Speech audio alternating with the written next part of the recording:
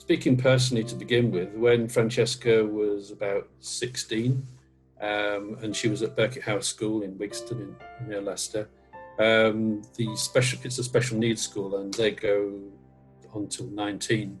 But when she was about 16, I kept asking what happens after school, and we sort of not getting very many answers.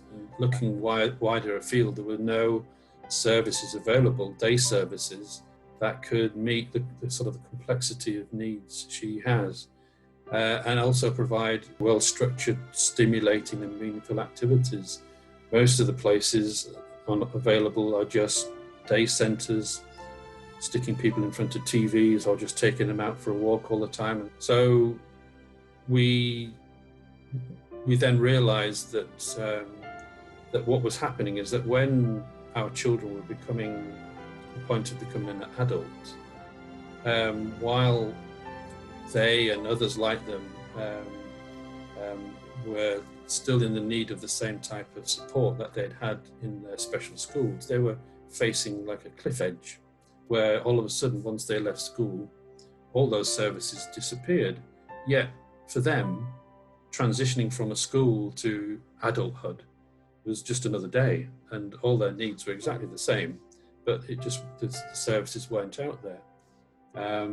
So we, as a group of parents, decided we weren't prepared to accept the usual solution in those situations is where people employ personal assistants to just sit with them and make sure that their care needs are taken care of.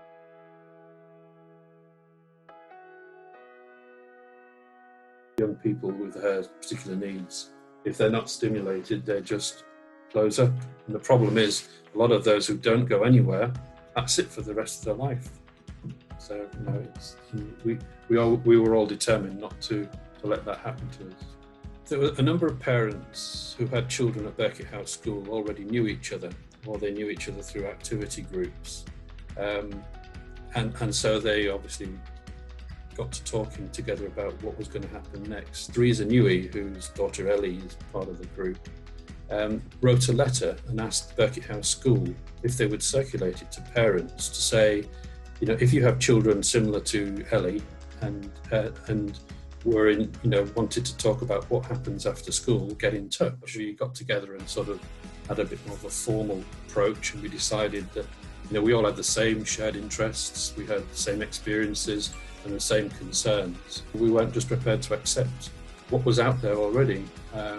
So we committed ourselves to work together to make sure that our children's lives and others actually went beyond being cared for, so that they could be valued for who they are as people. What we knew is that people like Francesca and others are given personal budgets once they become an adult, so that they can go and find the services that they need.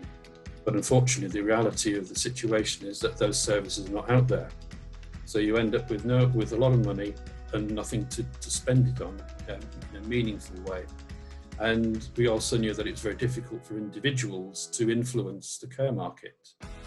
So what we decided to do is we said, well, we've all got a little bit of money ourselves, why don't we pool it together and then go as a group, and with that bigger amount of money, try and go to the market and say, can you meet what we need?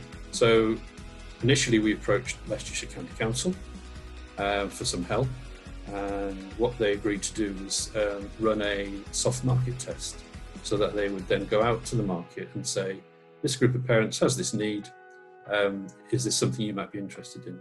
And as a result of that process, we interviewed a number of different care providers, and we ended up where we are now with Praxis Care. And as I say, the rest is history.